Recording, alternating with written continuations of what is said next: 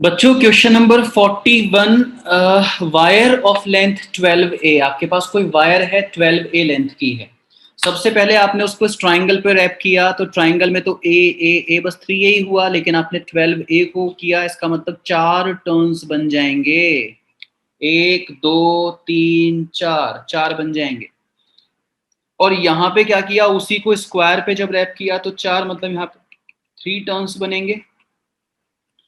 तो वो कह रहा है कि the magnetic dipole moment of the coil in each case, तो इसका मैग्नेटिक डाइपोल मोमेंट कितना होगा, N I A number of turns into current into A मतलब एरिया, और कितना एरिया होगा, half base into height. Half triangle का area, half base into height, equilateral triangle की हाइट √3a/2। तो 2 इंटू 2 4, 4 से 4 कैंसिल हो गया, √3ia²। ए की ऑप्शन है भैया, ऐसा बस हो गया सवाल तो सॉल्व। इसके बाद स्क्वायर को अगर देखूं तो एन कितना है, नंबर ऑफ टर्न्स 3, एन कितना होगा इसका, a², तो 3ia²। जी हाँ, तो √3ia² कॉमा 3ia²। ये था क्वेश्चन नंबर 41। मैं जा रहा हूं 42 पर। क्वेश्चन नंबर 40, सॉरी मैंने क्या कहा, हाँ सही कहा मैंने, 42 पे मैं जा रहा हूं। लिख लेता हूं पहले सवाल।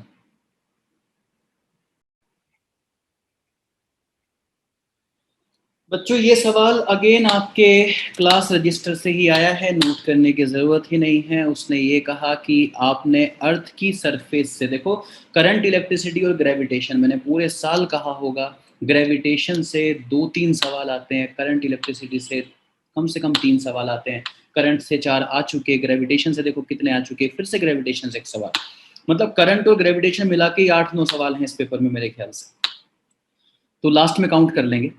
तो बच्चों उसने कहा अर्थ की सरफेस से आपने एक ऑब्जेक्ट को फेंका, तो क्या काइनेटिक एनर्जी होगी, ½ mv²। लेकिन v कितना दे रखा है, v दे रखा है k times of escape velocity, ½ mv² kinetic energy. साथ साथ जब वो अर्थ की सरफेस पे रहा होगा तो GMEM/RE, ये उसकी पोटेंशियल एनर्जी भी रही होगी। फिर वो कहाँ पहुंच गया, जहां भी पहुंच के वो रुक गया, काइनेटिक एनर्जी हो गई 0, लेकिन वहां पे पोटेंशियल एनर्जी बची होगी GMEM अपॉन जो भी अर्थ के सेंटर से उसकी डिस्टेंस है, दैट इज RE+H। ठीक है जी, तो ½ mk² इंटू एस्केप वेलोसिटी का स्क्वायर अगर आप करो तो एस्केप वेलोसिटी होती है 2GME/RE, अंडर रूट में स्क्वायर कर दिया इसलिए दिख नहीं रहा, -GMEM/RE is equal to -GMEM/RE+H। बच्चों सिंप्लीफाई कर दीजिए और आपको H की वैल्यू मिल जाएगी, और ये आएगी R k² / 1 - k²। ये होगा इस सवाल का आंसर। ये बस उन बच्चों के लिए आसान है जिन्होंने कर रखा है, इसको इजी कैटेगरी में नहीं एवरेज कैटेगरी में मैं डालूंगा। वैसे बहुत फेमस वैरायटी है ग्रेविटेशन में सवालों की, आपके क्लास रजिस्टर से ही ये सवाल फिर से आया है, बस इन्होंने के कह दिया और मैं के नहीं कहा करता, मैं उसको कुछ वैल्यू दे दिया करता हूँ। उसके बाद सवाल नंबर 43 पे मैं पहुंच गया हूँ। ये सवाल देखो एक और अत्याचार है बच्चों के ऊपर। इस सवाल में कहा गया है कि एंगुलर फ्रीक्वेंसी आपको बतानी है, power transferred to the circuit, मतलब VRMS IRMS cos phi, power transferred to the circuit is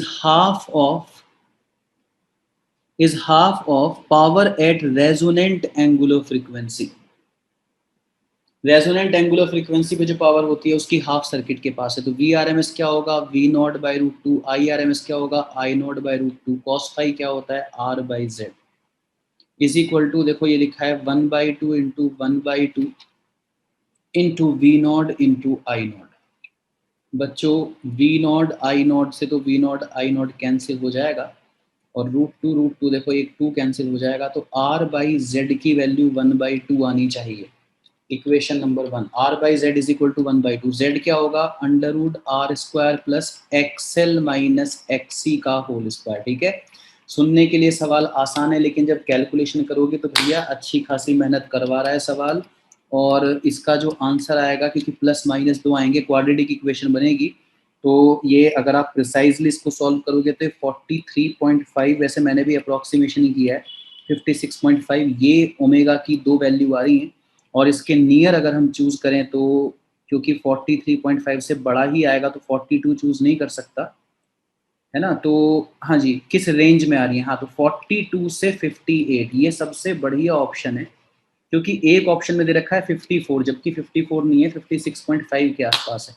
तो अप्रोक्सीमेट मैंने कैलकुलेट किया, अगर आप कैलकुलेटर लेके एग्जैक्ट करेंगे तो 42 से 58, मतलब ये वाला जो है इसका आंसर सही जाएगा। लेकिन अबव एवरेज है, देखो कोई नहीं करके आया होगा सवाल को पेपर में, कोई भी नहीं करके आया होगा, अबव एवरेज होगा, क्योंकि बहुत लेंथी है, छोड़ दिया होगा चॉइस में, सेक्शन 2 में है, चॉइस में छोड़ देना चाहिए था ये सवाल। ये तो बहुत लेंथी है, दिख गया था। इक्वेशन बनाना बहुत आसान है, लेकिन इसको कैलकुलेट करके आंसर निकालना वो उतना आसान नहीं है। मैं जा रहा हूँ सवाल नंबर 44 पे।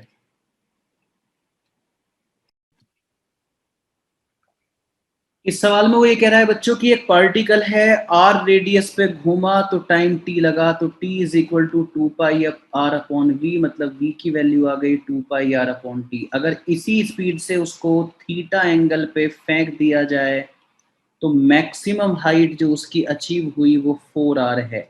मैक्सिमम हाइट इतनी अचीव हुई, मैक्सिमम हाइट का फॉर्मूला होता है you square sine square theta upon 2g। v की वैल्यू यहाँ से उठा के यहाँ पे पुट कर दीजिए और थीटा कैलकुलेट होके आ रहा है sine inverse 2g T square upon pi square r की पावर हाफ। ये थीटा कैलकुलेट होके आ रहा है। एवरेज सवाल है, कोई बहुत ज़्यादा मुश्किल नहीं है, कैलकुलेशन भी कोई ज़्यादा इसमें है नहीं, तो एवरेज है, 44 था ये।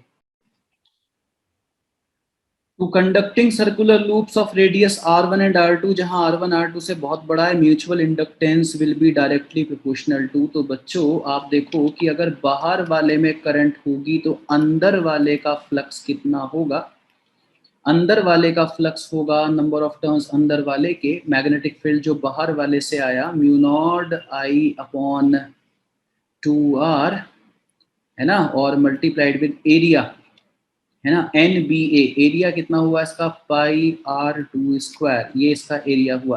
भाई अंदर वाले के टर्न्स फ्लक्स लिख रहा हूँ तो अंदर वाले के टर्न्स आएंगे, मैग्नेटिक फील्ड बाहर वाले का आएगा और एरिया भी अंदर वाले का आएगा। तो नंबर ऑफ टर्न्स तो दे नहीं रखे, तो बाहर वाले से कितना मैग्नेटिक फील्ड आया होगा, mu not I upon 2r, और अंदर वाले का एरिया होगा πr2²। तो प्रोपोर्शनल ही पूछ रहा था, तो r2² अपॉन r1, क्या कहोगे, इजी है, इजी है। म्यूचुअल इंडक्टेंस में ये वाला जरूर करवाया जाता है, अगेन आपके रजिस्टर से सवाल है ये वाला।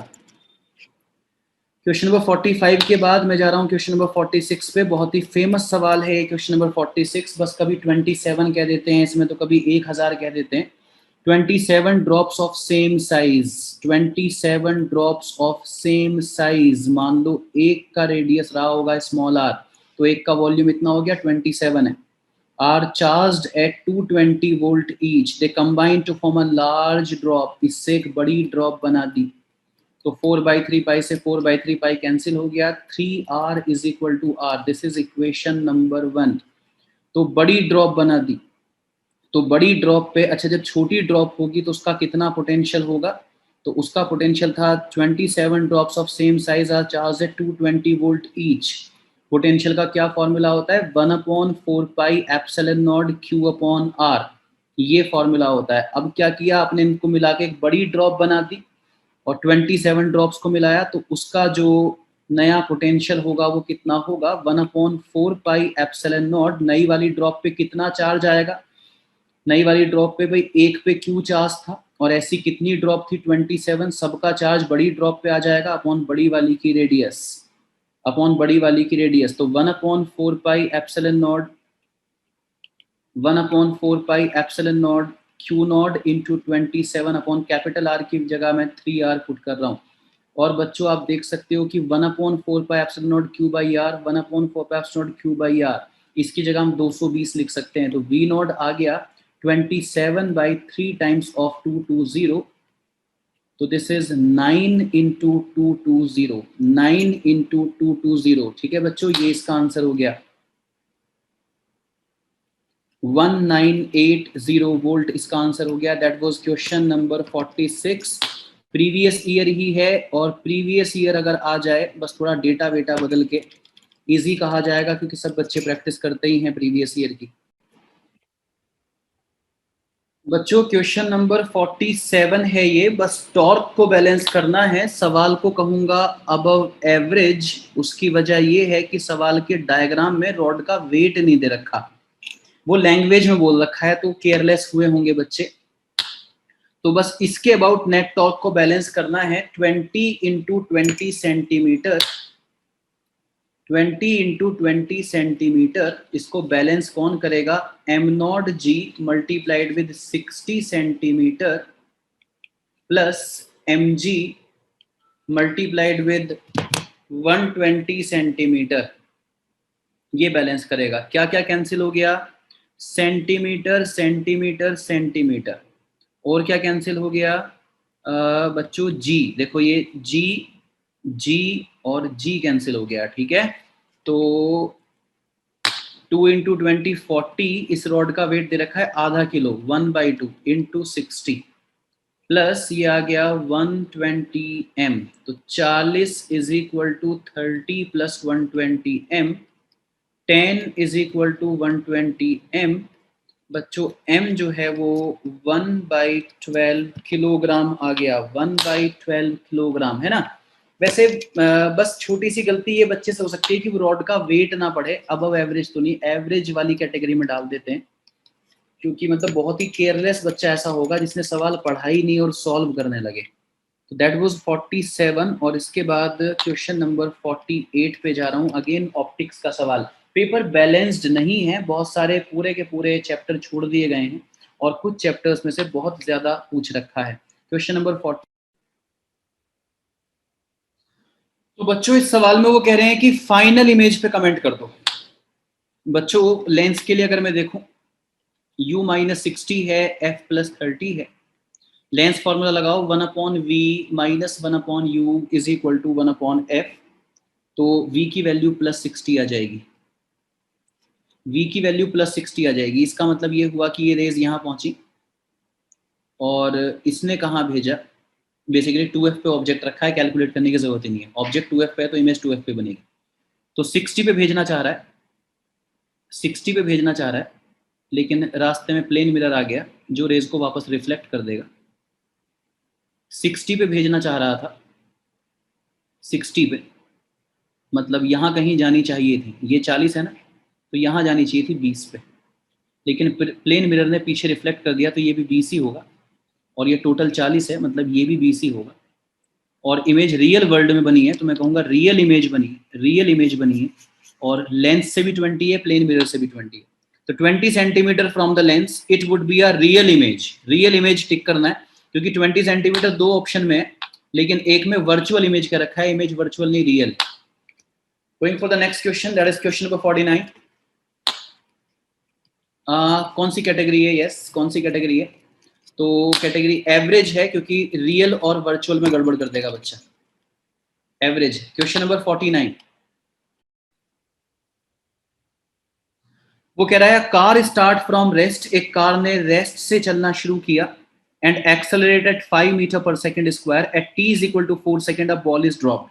बच्चों बॉल को 4 सेकंड पे ड्रॉप किया, बॉल को 4 सेकंड पे ड्रॉप किया, तो उस टाइम बॉल की वेलोसिटी वही होगी जो कार की है। तो कार की वेलोसिटी कितनी होगी? v is equal to u plus A T, A कितना है 5, टाइम हो गया 4 सेकंड, तो 20 सेकंड बॉल की वेलोसिटी होगी जब इसको ड्रॉप किया गया।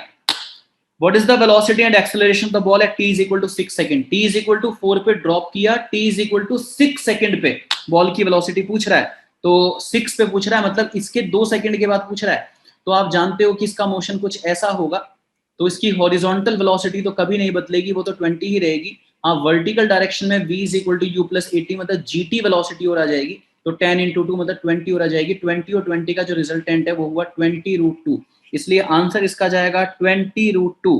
और एक्सेलरेशन ऑफ द बॉल तो सिर्फ ग्रेविटेशनल एक्सेलरेशन लग रहा है, सिर्फ ग्रेविटेशनल एक्सेलरेशन लग रहा है तो 20√2, 10 ये टिक किया जाएगा। सवाल एवरेज कैटेगरी का, सवाल एवरेज कैटेगरी का 20√2, 10 टिक किया जाएगा। जा रहा हूं सवाल नंबर 50 पे। मेरे ख्याल से ये फिर आखिरी ही सवाल होना चाहिए। तो खैर आपको तो कोई 45 ही करने थे, मैंने पूरे 50 का सोल्यूशन आपको दिया है। अभी तक तो देखो सवाल में कोई करेक्शन नहीं है। हाँ, एक सवाल में जरूर वो VRMS और V0 वाला जो मैंने शुरुआत में बताया था, इस पे जरूर डिबेट होगी पेपर में। बाकी पेपर एकदम साफ सुथरा है। हाँ, बैलेंस नहीं है, बहुत ज्यादा लेंदी जरूर है। और क्वेश्चन नंबर 50 बच्चों, जिसमें आप देख सकते हैं कि लॉजिक गेट का एक सर्किट बना हुआ है। आपको A और B और C की 3 पल्स दे रखी हैं, उनके कॉम्बिनेशन एक सर्किट बना हुआ है और सर्किट के बाद आपको Y बना के दिखाना है। तो बच्चों Y वो आएगा जिसमें 1 1 1 1 1 1 सब कुछ 1 1 1 होगा, मतलब ऊपर नीचे वेव फ्लक्चुएट ही नहीं करेगी। तो आपको ऐसा चूज कर लेना है 1 1 1, मतलब 5 वोल्ट दिखाना है, Y को रेगुलर 5 वोल्ट दिखाना है। तो एक सीधी लाइन बनी हुई है और उसके सामने लिखा हुआ है 5 वोल्ट, ये इसका सही जवाब होगा। और ये वाला सवाल भी एवरेज कैटेगरी का ही सवाल है। भले ही मैंने इसमें बहुत सारे सवालों को एवरेज कहा है, लेकिन ये मानता हूं कि पेपर बहुत ही लेंदी था। ये पेपर बहुत बच्चों का छूटा होगा। मेरे पास फोन भी आए हैं कि सर हमारा सेक्शन भी पूरा छूट गया, ऐसे बहुत बच्चों ने बोला है। तो चलिए एक और वीडियो में फाइनल एनालिसिस दूंगा कि कितने सवाल टोटल एवरेज हैं, कितने अबव एवरेज हैं, और 5 तो चॉइस में छोड़ने भी थे, तो 45 में से कितने किए जा सकते थे वगैरह। थैंक यू सो मच बच्चों, एक और वीडियो में मिलेंगे।